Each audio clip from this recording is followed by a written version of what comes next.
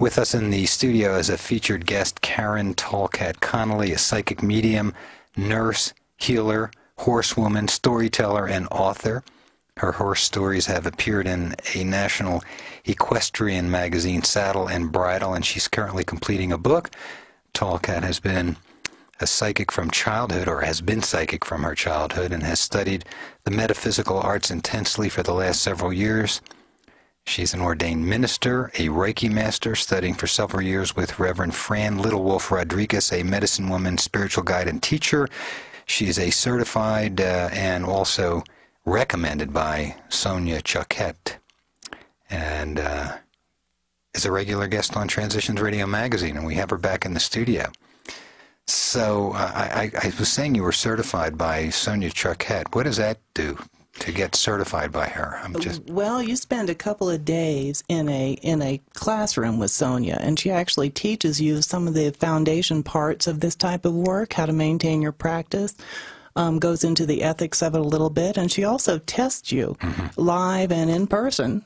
She stands right in front of you and actually watches you actually access information from a person that you've never met before. Now, has she done similar things? I mean, did she talk with people from the other side? Well, she is a psychic and she is a medium, but her practice mostly is focused around spiritual teaching. She gets all around. She's international. She's quite a cool lady. Okay. And, of course, Elizabeth Rose in the studio with us, too, has a deep interest in speaking to the other side.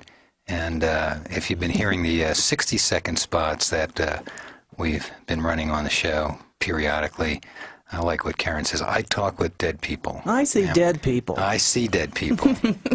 But, you know, maybe that's a good place to start. I mean, what does it really mean to be dead? Is there such a thing? We lose our bodies maybe, but these people on the other side, they're in a different form, but they still seem to have some individuality from lifetime after lifetime. Explain that. Well, that's a great place to start, because actually if you expect to be dead after you die, you'll be very disappointed. Because what happens is when our body's no longer useful, our spirit calls our soul forward, and we travel up through the chakra system in the center of the body, and we shoot right out the top of your head really fast. And once you're free from the encasement of this body, you're a completely free soul entity. And you are free of all the pains of the physical. You're free of the illusion of time, which causes such anxiety. And you are totally made up of memory and soul. So actually popping out of the body at the moment of death is painless. It takes but a moment. And I like to describe it as going to sleep. It feels the same way it does when you go to sleep, except that your spirit keeps on going instead of waking up. I don't know if you remember Pat Rodegast in a series of conversations with Emmanuel. And I always remember, and this was a real good, the first book particularly was really good for me to get a sense of his conversations about death. And one of the questions was, well, you know, what's it like to die? And he said, it's like taking off a tight shoe. Yeah. And I've always liked that, you know, the relief that you get at the end of the day or the end of the lifetime. Yes. Yes, it is a total sense of freedom, and it is nothing to be feared. It is the process that we go through. It is a part of life. It's not abnormal, and it's not unusual, and I like to talk about it and do in my sessions where I do talking with the dead, because we need to speak of issues, dying, sex, all of these areas really do need discussion, open, honest interaction.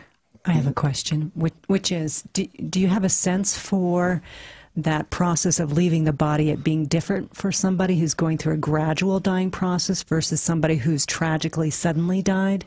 Well, that's a good question too, Elizabeth, because when a person has a long illness, it gives the person a little bit of time, the individual, to sort of accept the idea that they're going to be out of the body. And when a person has a sudden transition, an accident, or an unexpected passing, where it makes a difference is in navigation after you're out of the body and understanding exactly what happened to you and how long your adjustment period would be. So someone with a long illness has actually an advantage, a preparation time, more so than a person that would pass suddenly from an accident. As well as their loved ones. Yes. They have more preparation Yes. time. But the information that is offered to you from those individuals from the other side is still just as vibrant, still just as strong, still just as helpful for people who are still here, I'm assuming. Yes, absolutely. The way people present themselves to their loved ones once they've passed over is usually in the form that the loved one remembers them the best. Because I can often describe their physical appearance, but they're not actually wearing a body. What I'm describing is I'm connected with the soul's memory. And so I'm picking up a description and a picture that the deceased is sort of transferring toward me. What I'm doing when I communicate with the dead is I'm receiving vibrations that register as pictures. And that's how I begin the communication between the loved one and the deceased person. What comes to mind as you two are talking is the movie Ghost, which I think was, a very funny movie, of course, but I think there was a lot of truth to it. How did you respond to it? Were you still doing your work at that time? Where was your career? And what do you think of that whole scenario? An incredible story, and I loved it. I did too. And, the movie industry actually, through entertainment, actually does portray quite a few truths about the afterlife. Now, the movie Ghost I thought was great too. I wasn't in full-time practice as a psychic medium, but at the time I was a nurse, but I totally loved the way it showed the lights, how he was in light form when he was out of his body, and the desire he had to communicate and his persistence in communicating, resulting from his love for his wife. Another couple of movies that I think are great about the afterlife was What Dreams May Come. It's kind of serious, but very good. Right. The Bucket List. Oh, yeah. And a new movie called Ghost Town, starring Greg Kinnear. I think we found it on HBO. It is very wonderful. These, interesting that now, in these times, these sorts of movies are, and movies and stories are coming forward more. People have more of an interest in mortality and the afterlife and the spiritual side of living. Now, let me ask you about our 3D world of density and, having a physical body or expressed as spirit housing in a physical body through a soul incarnate. It seems to me, more fear-based and intense now than it's ever been. And I think our mission as human beings, if we would be human and being, would be more love. And I think that this fear is what the fear of death, or maybe the fear of losing somebody if they're going over, is the biggest factor that creates illusion and difficulties in people coming to terms with the realities of cycles, birth, death, and all the things in between. Absolutely. I think that the biggest single fear in humanity is that of dying. If we could grasp and really know fully with certainty, as some people who have had near-death experiences actually do have complete certainty about the afterlife and have no longer do they carry fear around the subject matter.